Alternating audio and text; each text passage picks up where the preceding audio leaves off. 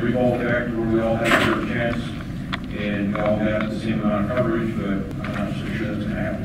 But anyway, if you have any questions, you can go to my website. It's over there on the bottom of the sign, and you have some cards there, and I answer all the emails, so I'm looking forward to hearing from you.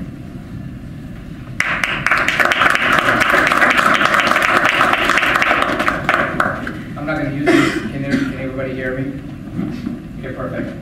I'll pass it on to you. Well, my name is Anand Dubey. I'm a Spenardian as well.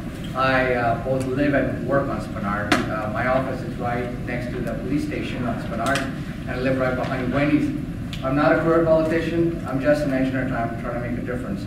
And I kind of like how Heritage started, with the crime situation in Spenard. That's one of the big reasons that I decided to jump in, because I've been in the district for over 8 years now, I think.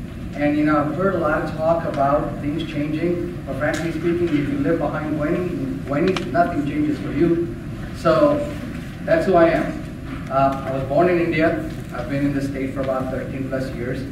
Like I said, I'm an engineer by profession, so I've worked for oil companies, I've worked for the Alaska Railroad, I've also worked with the state of Alaska. I'm the Director of Enterprise Technology Services for the state of Alaska, and within that capacity, I got to see the inner workings of state government. I believe the machine is broken. I believe it's time for the common man to jump in and do something about it, because there's a lot of political talk and no action. Thank you very much. My wife and daughter are in the back, and I'm a family man. Thanks again.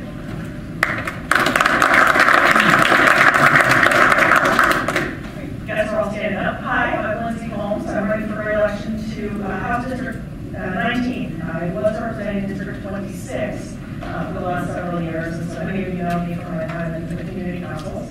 As you know, for the last 6 years, I've worked with community councils in my priority list, and all my priorities, as you know, have reflected what I hear from the community. And so when it comes to things like pedestrian traffic safety, improving our schools, and other projects, or opposing the Longhouse project, I've taken my lead from the community. I've also worked on a lot of other things. I've worked on a lot of bills to help small businesses, construction businesses, and jobs, to help the small tourism businesses. I've worked hard on battling domestic violence and sexual assault, and on improving our state consumer protection laws.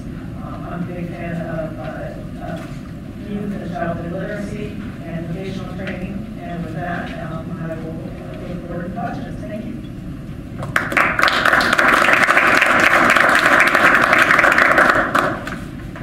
Good evening, and thank you all for showing up. I can imagine you have a lot more things you'd rather be doing on a Wednesday night and with a bunch of people talk, but thank you very much.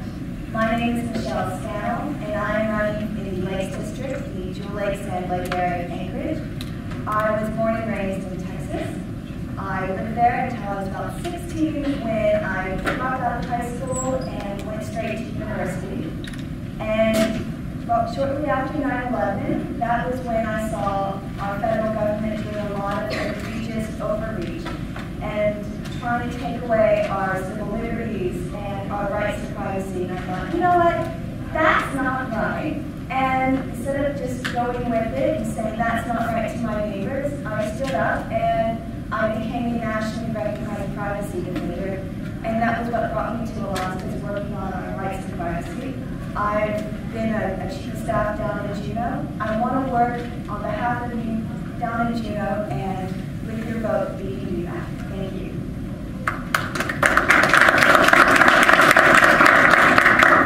Good evening. My name is Chris Tuck. I want to thank everyone for being here to learn more about candidates and stay involved in the community and stay involved in the state of Alaska. I'm running for re-election to actively represent the people here in District 22, which is Campbell, Taku, Diamond Estates, and Spenard area right here in Northwood. I'm a lifelong Alaskan. I'm an electrician by trade. Growing up here, all of you know I was going to raise a family. That's my son in the back over there. He's a graduate of West High from 2010. Yeehaw. I'm a graduate from Diamond High School. But I have a strong desire to see people to succeed, and I've really enjoyed helping real people with real concerns. And there's still a lot of work that we have to do. Putting our heads together, we've come up with some great solutions, and I've really enjoyed everybody that's met me for coffee, come to my town hall meetings, answer the door when I knocked, and and wrote me and called me. And so I really appreciate the position of trust that everyone's put into me, and I take that very seriously. Thank you very much.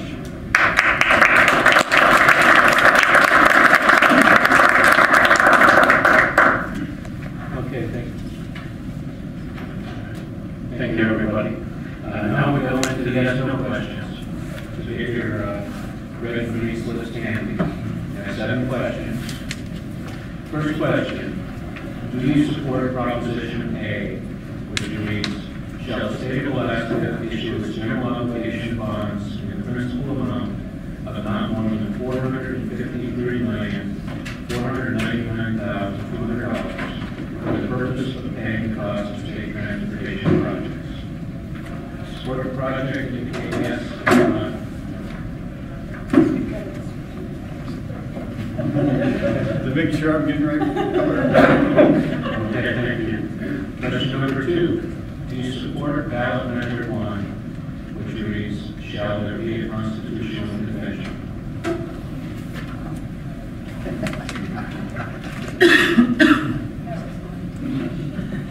Okay, thank you. Question 3. Do you support Governor Parnell's plan to reduce taxes, approximately $2 billion, on the oil industry, without any guarantee that the increased revenues to oil companies will be spent in Alaska?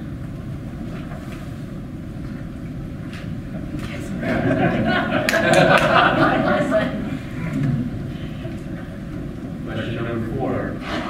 Do you support exporting cooked gas by overseas or to Fairbanks? Oh, that is overseas.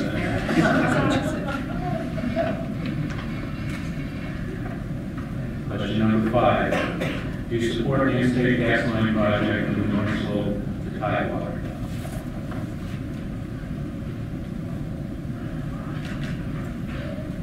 Bill?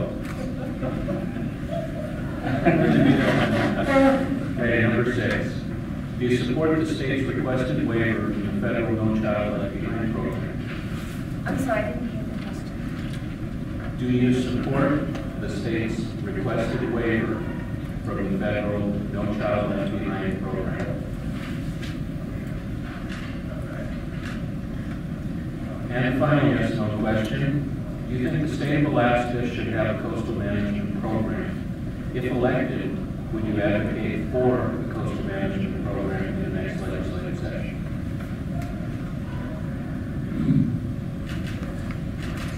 Okay, thank you. Now we're on to community council questions. First one. This time we'll start from District 22. And this is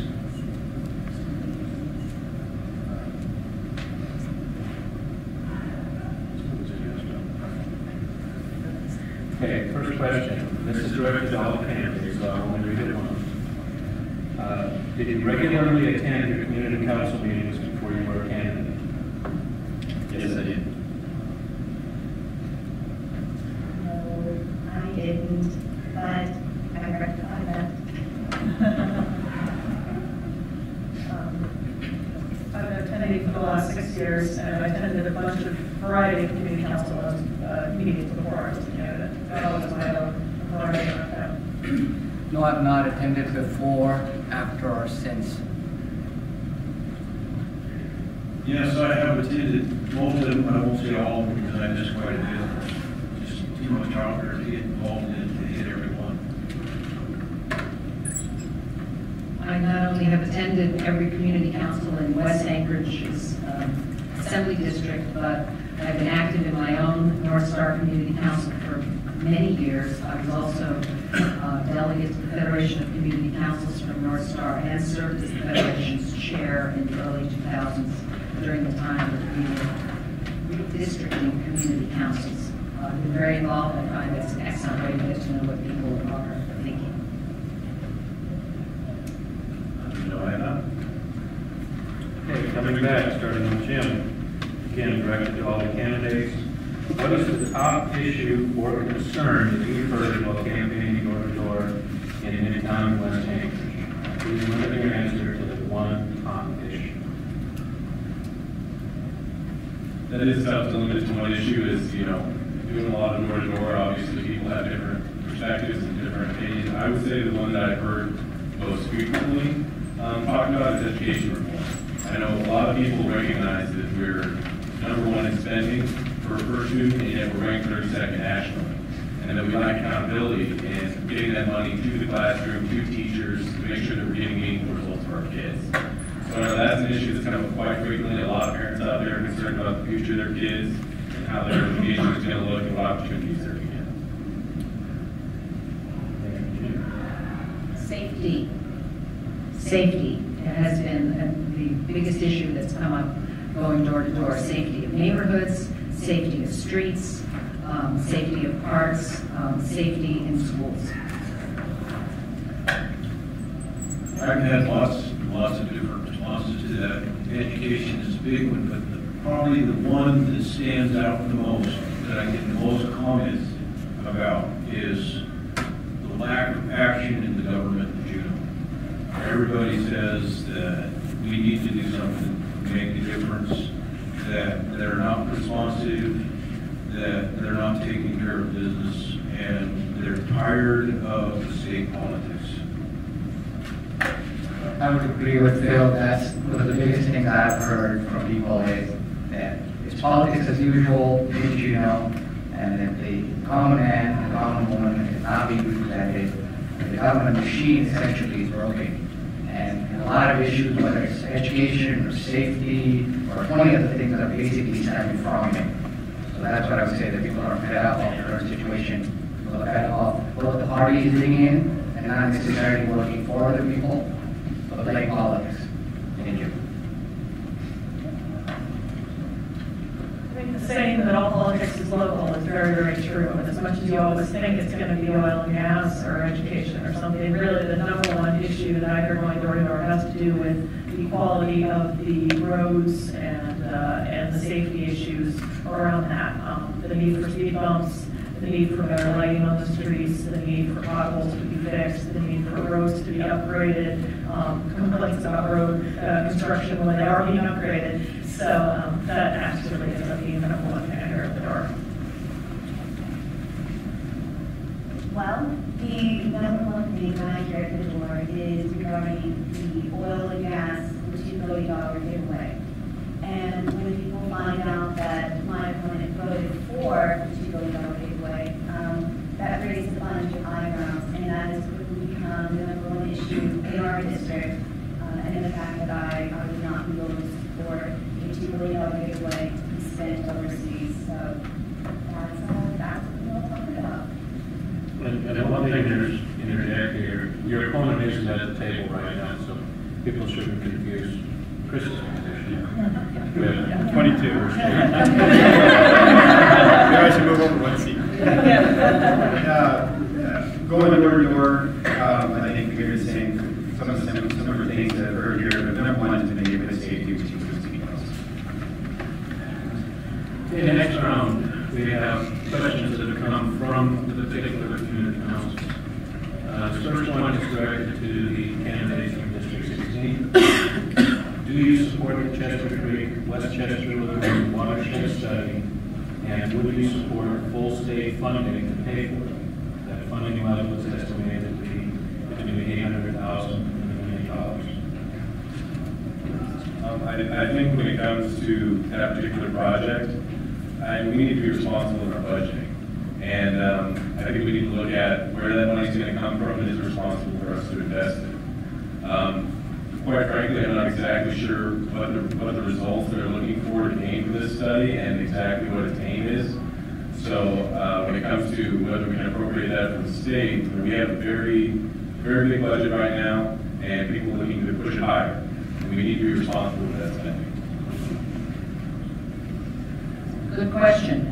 If that's the study that includes flood control issues all along Chester Creek from Lake Otis to the lagoon, then I'm all for it. There's been thousands of dollars in damage to people's homes and properties along Chester Creek since the heavy rain started about a decade ago.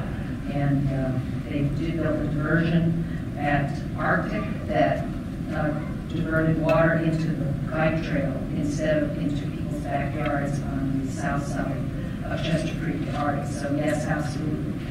The state has spent a ton of money on, I'll give you an example, water studies in the Sand Lake area. I think they're on their second $250,000 grant that has done nothing to improve the water situation in Sand Lake. It's just created another study that's on the shelf and giving people something to argue about.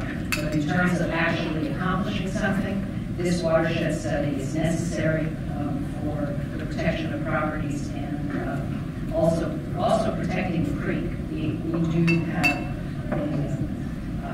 an interest in the natural state of our community. I don't believe I supported growing up in Ketchikan since 1927. They wanted to put a bridge across there, and they probably got 10 studies done in the library, and nobody pays attention to any of them. I was down there in late 90s, and they had one that they'd done in 94, and it said that they could run 4 ferries cheaper than what they could do with a bridge, but they still wanted to build a bridge. We got more than enough studies. We don't need any more studies. When we decide what we want to do, we can do a study to see if that'll work, but until we make a decision or have a plan on what needs to be done, I don't think a study's going to help us much. Okay, next question for District 19 and 20. I don't get to answer that, sorry. For the candidates for District 19 and 20, even though the state-owned Ted Stevens Anchorage International Airport does not receive any state funding, legislative approval of its budget is required each year. Before approval, would you be willing to discuss with affected community councils proposed development projects or other proposals in the budget that may have direct impacts, both good and bad, to the surrounding neighborhoods, and take those impacts into consideration in your airport budget vote? So I believe that people need to be involved with the airport. That's the bottom line. Bureaucracies cannot be allowed to run unchecked. So I appreciate the fact that the airport is a self-sufficient, business. However, no business that is so closely entwined, especially government-owned business, if you will, can be allowed to charge their own path without necessarily, working with the people. So I think that people need to be involved. Yes, absolutely. District 19 is pretty much the area all the way around the airport, completely surrounds the airport. So that's a particularly good question for our district. If re-elected, I'm going to seek to try to sit on the budget subcommittee for the Department of Transportation. I had originally been appointed there 6 years ago, but the problem is there were only 2 members from our caucus on that, and they were Mike Dugan and myself. And to have the 2 people from the exact same area and not have anybody from the rest of the state on that budget subcommittee didn't make much sense. So I stepped aside and let Representative Dugan have that seat. Now that he is not running, and I will seek to be on that committee so that I can be hands-on on the budget committee, and I would definitely seek the input of the community councils because you have to keep that running as a business and keep it running for the transportation of our state, but you also need to take into account the needs of people who live in these surrounding areas. Community councils are the best place to find out exactly how something that's important to our city and our state as Ted Stevens directly impacts neighborhoods that surround. For example, in this particular seminar, the first centers of community councils, when I discovered a lot of my potential constituents were having issues with the lights that are being used at the airport, that are being directly into their living rooms or bedrooms and preventing them from going to sleep. And by knowing this and being constantly diligent about the airport and the impacts that it has on the community itself, I would be able to use that and make sure that any kind of involvement with the community, with the neighborhoods, with the airport, would continue to be positive and minimize any potential negatives. Sure. One of the things that I think need to be done too is adequate waste bins to make sure that the airport, we still have good quality lives around the airport. I actually served on the Airport Planning Commission. We were planning the airport for the next 50 years. And I don't know if people realize it's really number either fourth or fifth worldwide for air freight, depending on which you look at. So we have a lot of activity that's going on. We do have a airport over at Point McKinsey, land bought for airport that the state owns over at Point McKinsey area. We have forecasted of putting air freight over there first, and then beyond 50 years, way beyond, passenger service will end up over there also, because we just don't have more room to expand in this area for as much freight to Okay, thank you. Now we have a question about Spenard Road for the candidates for districts 16 and 19. To support a 3-lane or a 4-lane design for Spenard Road, and will you advocate for state funding for this project, even if the project's design or scope is not your preferred design? I've consistently said on the Spenard Road project, I will take my cue from the community councils. So Spenard, a lot of the proposed Spenard Road area is not actually in our district. It was not in my old district either. So I always said I would follow the lead of the representatives who represent the actual part of the districts where the road project is. And so I will continue to advocate for whatever it is that the residents want to have there. I can see pros and cons of both versions. Take my cue from people. I agree with Representative Holmes that Spenard really can be the economic heartbeat of Anchorage. I mean, there's so many jobs that can be created in the Spenard area. So the area is growing. It's a very interesting district. There's businesses, there's families at home. So to say that the district won't change, that's not realistic. I mean, everything changes, Spenard will change as well. However, when you bring something like a road into the picture, you really have to ask and talk about all the businesses that's going to be impacted, all the jobs that are going to be impacted. So it's a complex issue. We really have to look at the entire project and ask ourselves, what are the different options? And more than that, it is something that the community has to move forward together and not be divisive. So if I have the opportunity to be there, I'll take the basic engineering approach, scope, budget, schedule, make sure, we're not spending any more money than necessary, and the lady asking to stop. I think I prefer the 4-lane. I'd like to see the speed limit reduced some. It's 35 and 35. A lot of people go through there at 50. It would be nicer if it was closer, probably to 25 and enforce a little more. I think that I would listen more to the businesses that are on Spenard, because whether you decide to go 3 or 4 lane will make a difference on whether they survive or not. And I would like to see them survive. That said, I'd be willing to fund what you came up with, as long as it doesn't take another 10 to 20 years to decide.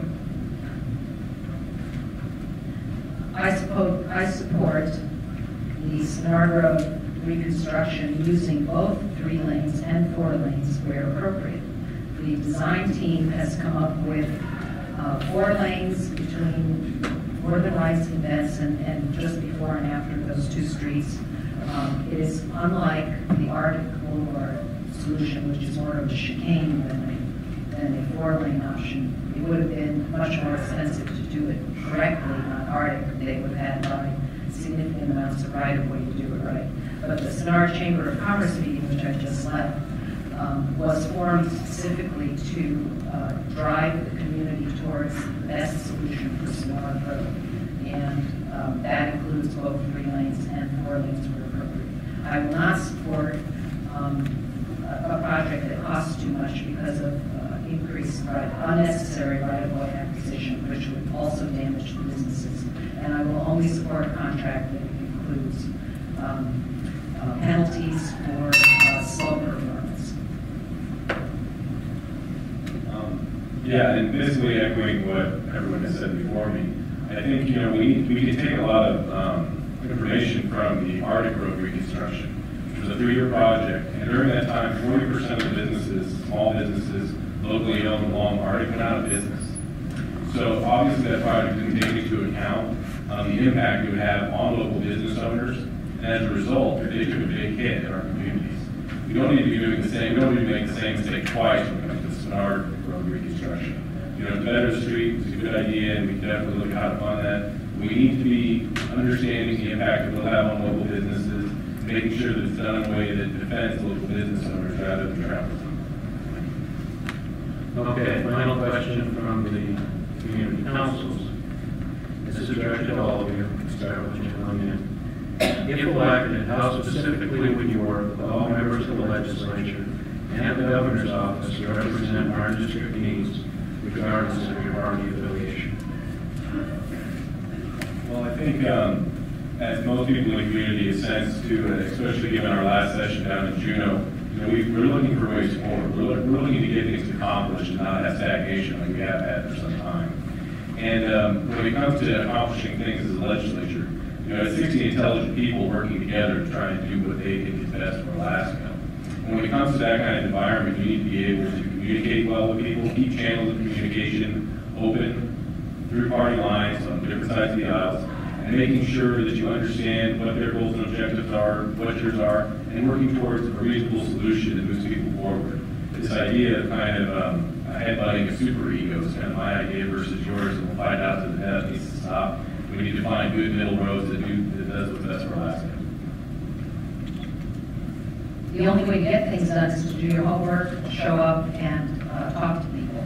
And I don't have any trouble doing that. I've been doing that successfully on both the school board for 9 years and the assembly for the last 5.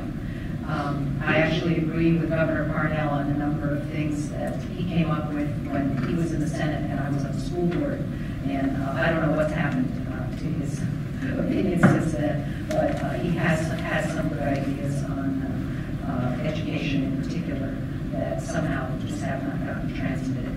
I know many of the incumbent legislators through my work in the public bodies, and I visited a number of bush communities in my time doing my work as a graphic designer and photographer, and know quite a bit about Bush, Alaska, so I think I bring a lot to the table. Not having the party, I believe I could get along with all of them. And I could probably even work with the governor too. If elected, my job, I believe, was to represent the people of my district, not a political party, not any special interest group.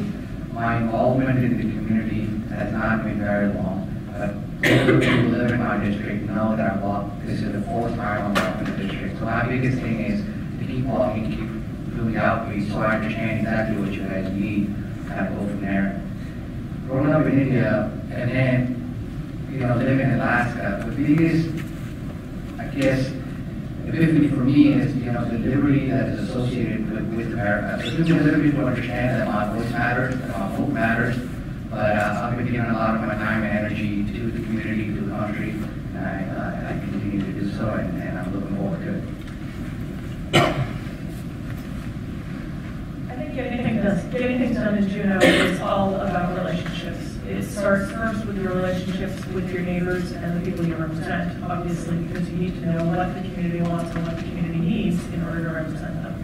I was born and raised in West Anchorage. I live a half block from the house I grew up in. So I know people across the district. I graduated from West. I actually went to Diamond for a while. And so I know people throughout the district. That helps a lot. It's showing up at community councils, getting to know people. And then at the Juneau level, it has to do with working with both sides. I think most people who watch Juneau know that I do most of the things I do in a bipartisan manner. I co-sponsor bills with Republicans and Democrats. And it's all about having those relationships and finding a variety of different ways to get your point across.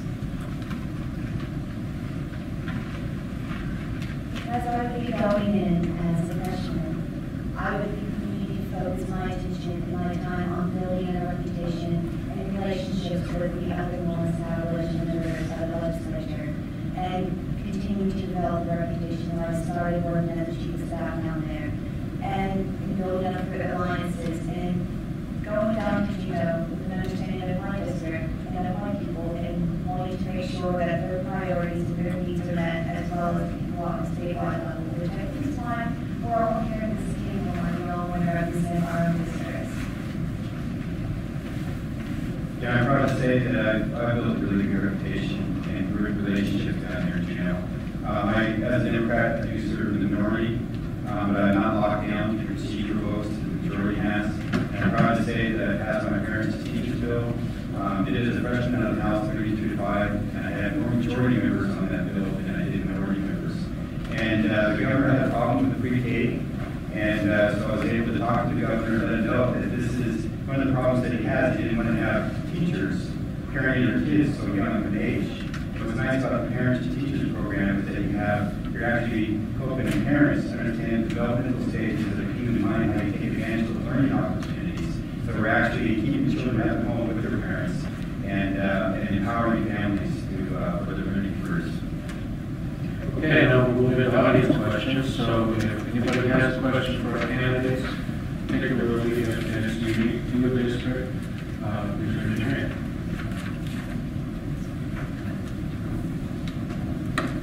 And I'm tickled that we're doing so well on time. If we can have our questions be questions directed to somebody or a district rather than a comment.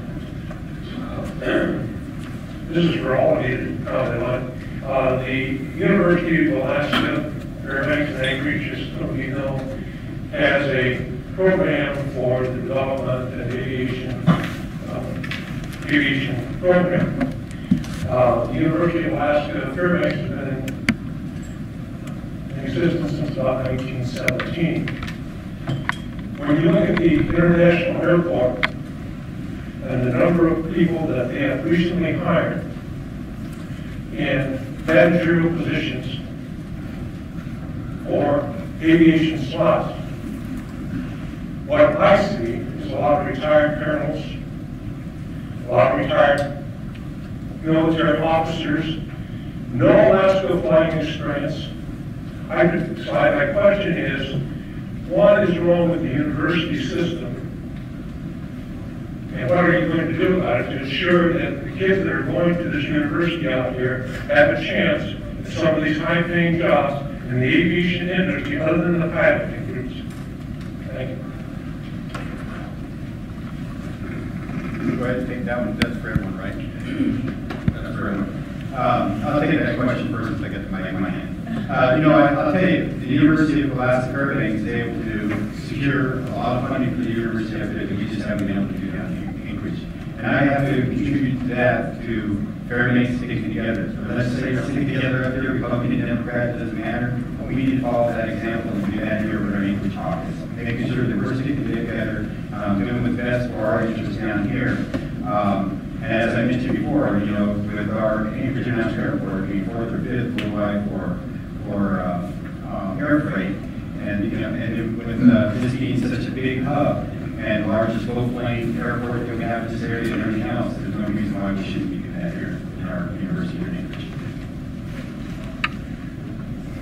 I completely understand. I hear from many people when I'm over to Laura talking about wanting to know why do we have wonderful industries in Alaska, but Alaska hire is so low. It's not just in the airport industry and steamers, but we also have issues in the oil and gas industry. 53% of full-time hires in the North Slope live outside of Alaska. And I want to work in the legislature to help increase the number of Alaskan hires in all parts of Alaska's economy, not just in the North Slope and oil and gas industry, but also in something as important to our economy as the transportation industry. And unfortunately, my opponent voted against a piece of legislation that directly ensured Alaska Hire was part of building the oil and gas pipeline.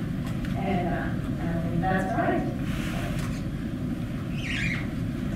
Thanks, Merle. I think it's great that we have such a strong program at the university. I know several people who've gone through it.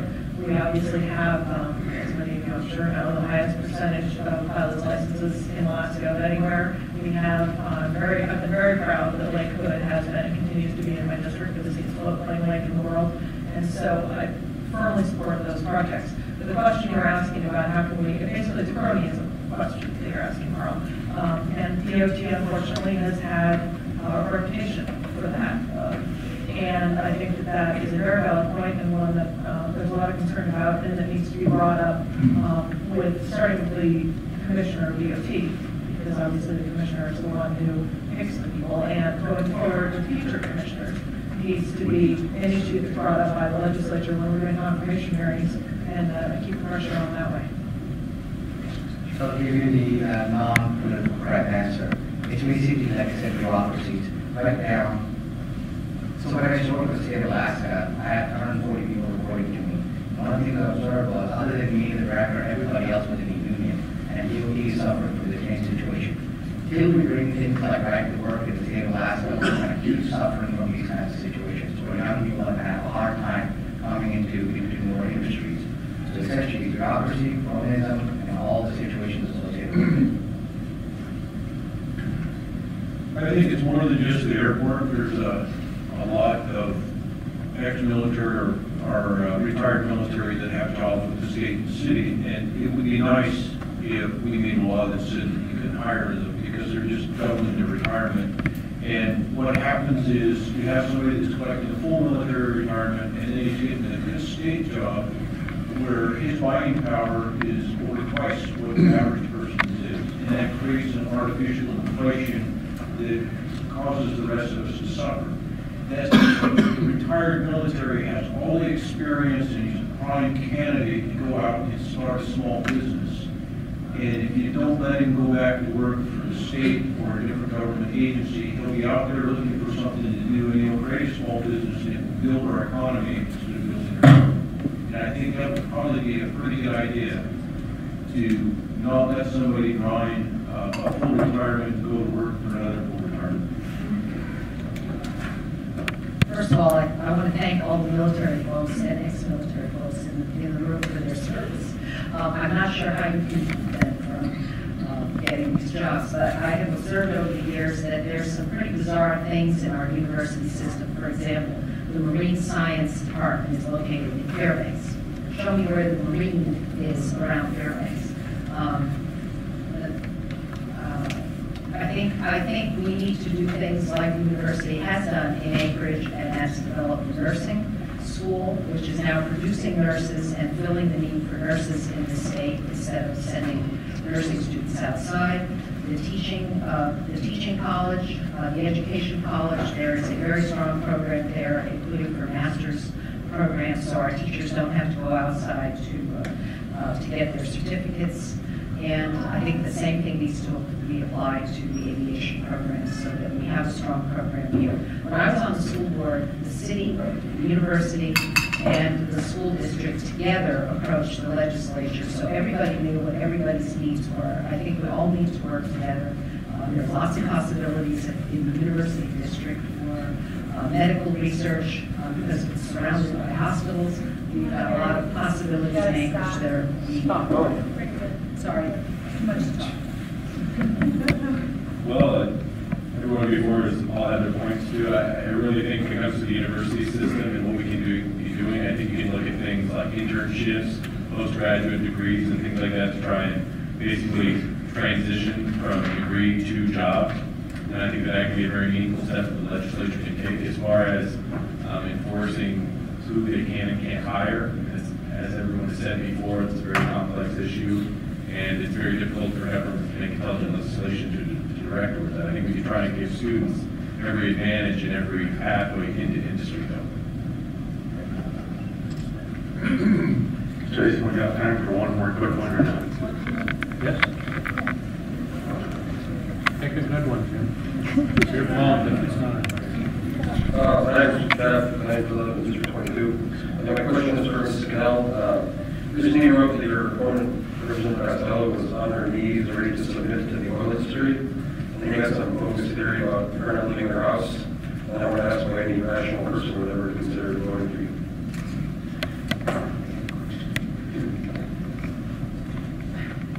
Wow, what a charged question that was. You wrote it. Sure. So, I tweeted something that was taken out of context. I was writing about how what I found offensive is when we have a state legislator representing the Honorable Sam Gino who acts like a beggar. I think that the role of a legislator should be going and negotiating on behalf of us with dignity and honesty and openness, and sitting down at a table, at a negotiating table, on our side of the table, to get the best price, fair price for our oil and gas being pumped out of the river.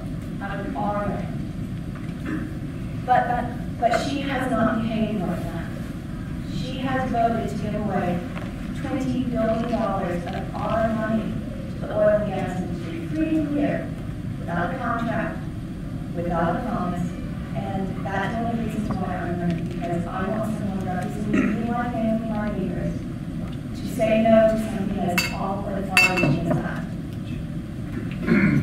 Okay, another question from the audience?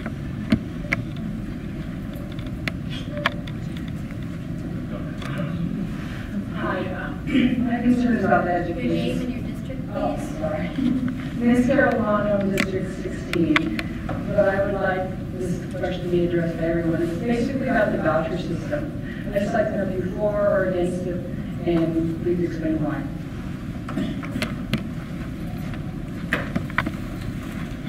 I'm a firm believer in public schools for the public good of everyone. Whether or not you have children in the school system, we all benefit from the education that our children receive. After all, if you call 911, it's going to be someone's child that comes to your help, to your aid. If you hire an electrician, it's going to be someone's child that comes out and does your electrical work. And we all have others right here at the table. You know, that's somebody's child that you're going to be electing, serving in public office. So we all benefit from that public education. I think the key to learning careers, successes for children is parental involvement. And the key to public education, the success of public education is community involvement. And I really appreciate everyone being right here, but you know, one of the things that we ended up doing is we ended up underfunding our public education, and we call it broken, and once it's broken, we crippled it, and then all of a sudden we want to have some sort of reforms that strips the ability of having some sort of strength for everybody. So I'm against school vouchers. I do am against school vouchers. My children attend a private school, but the reason that I'm against vouchers is because I'm not about to accept a government handout so I can have my child attend a school that is not part of the public school system, and I wouldn't feel comfortable paying for someone else's choices. If the public school system isn't giving the children something that you feel you need, then you can make sacrifices like the ones that my family makes so we can afford this. But you can also work within the system. We have options beyond the brick and mortar schools that we all grew up with. We've got more language, immersion programs, and Montessori schools. And if there isn't one that doesn't fit what you need, then work with the system. Create it. We have such a great ability to do just that here in Anchorage. I'm also opposed to the voucher system. I'm a big believer in choice in education. I myself went to two-batch optional from K through 6. I have other friends who went to ABC schools. My father was raised by the Jesuits. Not all kids learn the same way. Some kids do best in homeschooling, and I'm a big believer in that. And I'm really pleased to see that in recent years, the Anchorage School District has acknowledged choice in education and has done things like the language immersion, the optional, the ABC. There are programs that help people who want to homeschool. So I'm a big believer in that. Unfortunately, every year in June, we have to fight about whether or not we can afford to fully fund our public schools. And I'm convinced that if we take funding in this time and we divert it to the public schools or to the private schools, that it will come at the expense of the public schools. And I think I would change my opinion if I were convinced otherwise. I'm convinced it would come at the expense of the public schools. It's our primary responsibility. $16,000 per kid. Kids can't do math. Kids can't read necessarily. And I have a master's in business. I'm a chemical engineer. I'm very good at education. One thing I do understand as just a normal, rational person, if something is broken, you have to admit it's broken. Throwing good money after something that's broken, how is it going to fix anything? So, combined with the Anchorage School District and the university system, we're spending upwards of $1 billion. And what are we advocating? That we throw more money after it. So, where's the solution? If you don't bring the voucher system, if you don't bring competition, there's no incentive for a bureaucracy to change its ways. Right now, it's a monopoly. Apple couldn't have been created by a monopoly. You have to have competition in the system. Something's got to give. Otherwise, 3 years from now, we're still going to be talking about the same thing. So I, for one, am for choice. And if that's If voucher is what we need, then that's what we should do. But let's do something. If you look at my website, you know that I push real hard for interactive computer programs from preschool all the way up to second year college. I think that we have all the assets to do this, and the only thing that we need is the leadership.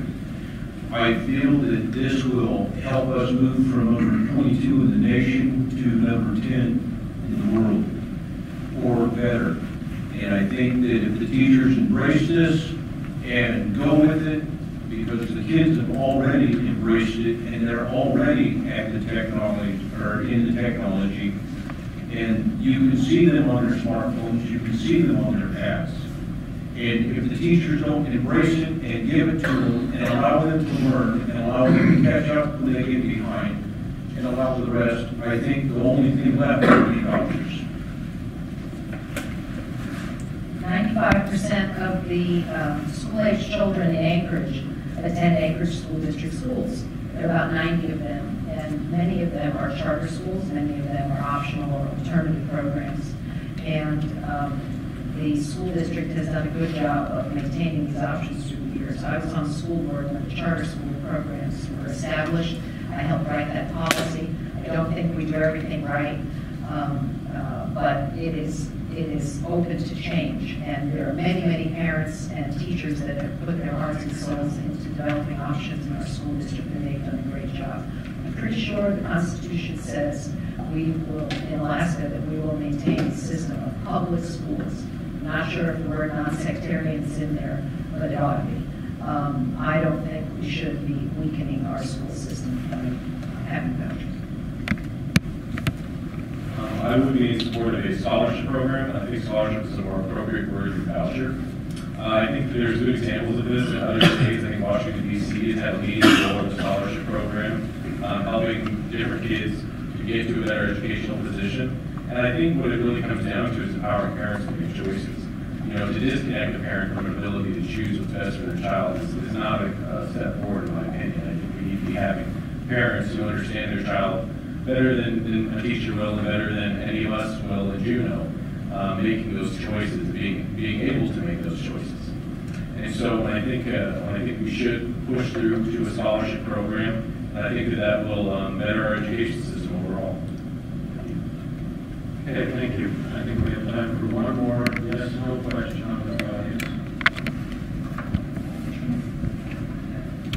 Yes, trade schools. Right now, you were talking about kids that are left behind, can't read. What are they going to do if they just quit? Where will they go to learn how to work without being dependent on the state or the federal or the city? People walking around homeless. We used to have trades in our high school. We used to have it in winter. We used to have a machine shop in East High School. They cut everything out because they could put 4 kids in a classroom where a man who has a machine, Mr. Smith, who used to run a machine shop at East High School. He can only take care of 15 kids. Well, you need 30 in there because you can take more money from the feds and the state.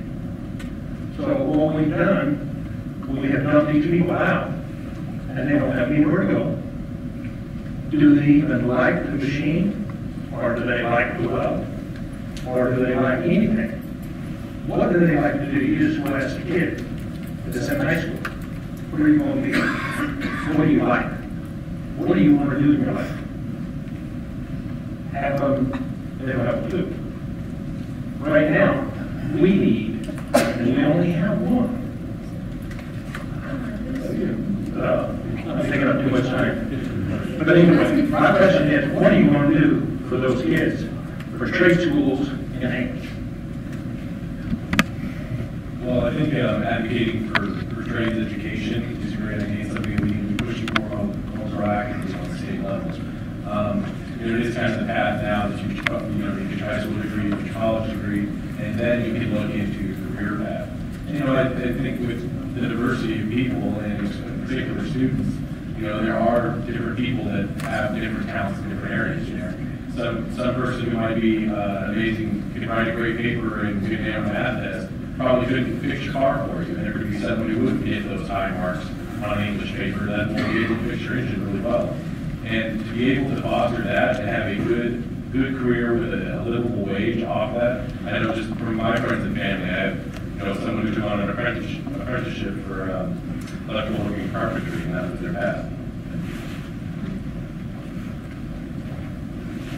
Let's give you the answers in about 10 seconds each, just so that we can wrap up this segment. The school district has the King Career Center in place, which has been there for a long time, providing career technology in now 2 shifts a day. I think they've now moved to 3 shifts a day, and they actually have 4 possible shifts available. And I suggested to them that they let the adult community come in on a fee basis. Here's a way for the school district to make money in the evenings and teach the trades in those very excellent shops that they have over there. This community approved an $18 million career technology bond issue a couple of years ago that is going to put the trades back in all of the middle and high schools. And one of my clients, the Associated General Contractors, has been working at the elementary school level and discovering that kids know what they want to do by the time they're in grade 3. And they're working on changing the career technology path, and our school district is on the way. I don't think high school is the place to teach trades to kids. I don't think a high school teacher has the right mindset for doing that sort of thing. If we want to teach trades to our children, every union has a trade shop, and you can integrate your students into that trade shop. And you have to work with those unions through their facilities so that they can teach them the way that they're actually going to work in the real world.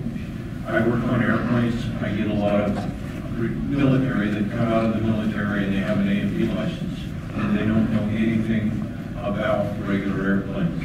And it's a whole retraining process. It works the same way with the kids in the high school. If you want to train them with a real professional. I'm a tradesman. I know exactly what you're talking about. Right after high school, I went into engineering trade. We just need more options. The biggest problem is we are depending on one monopoly to provide us options. That's not possible. I mean, all these answers that are getting, we're expecting one monopoly that's fat and happy to provide us options. Ain't gonna happen. Will not happen. We need more choice. We need more options. I think we did ourselves a disservice several decades back when we decided that we were going to take the trades out of the high schools and make every kid college prep. Obviously, that's not working. I think that's part of our dropout rate because a lot of kids don't see the reason to stay in school. And so I have advocated and continue to advocate for putting vocational training back into schools. I have advocated and supported vocational training projects around the state with every one down in Seward, King Career Center here, a bunch of them around the state. I think in Anchorage in particular, where I represent, I think we need to be putting them back into schools and giving kids options. And I think we'll see the payoff in a reduction in that dropout rate, as well as a trained workforce. People is important. Alaska has some of the highest dropout rates in the nation. And I've read a study that was discovered, first it was done in Florida, and then it was multiplied by 3 other states in our union, that discovered that 90% of high school dropouts were illiterate in 3rd grade. And I found that astonishing when I discovered, to my horror, that Alaska doesn't have in place anything to catch the kids who are in 3rd grade and are still illiterate. And the reason is that in 3rd grade, from K to 3, you're taught how to read. But once you go into 4th grade, you're assumed that you know how to read, and then you fall further and further behind. So I think that before we can talk about and addressing the issue of children needing to go into trades, making sure that that's available, we need to make sure they can read and do the basics before we can talk about doing just that. I can remember we had shop class in 8th grade. We had a shop for home ec. This is time in high school and years junior high prior to that. It used to be tied together, so I didn't mean to say time because that was 10 years.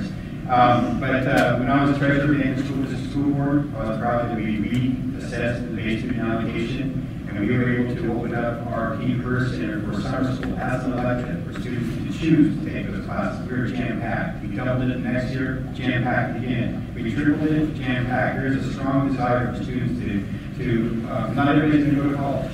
And there's a strong desire. And one thing I've learned is you got to make the education relevant, you got to keep it engaging, you got to make connections with the children. And the best way to do that is through the trades. When budgets shrink, those are the first classes to go because you need special materials, special equipment, and expensive consumable materials and specialized teachers. And cheaper to prepare kids for college than it is for voc ed. And that's it. I have a ton more to say on that.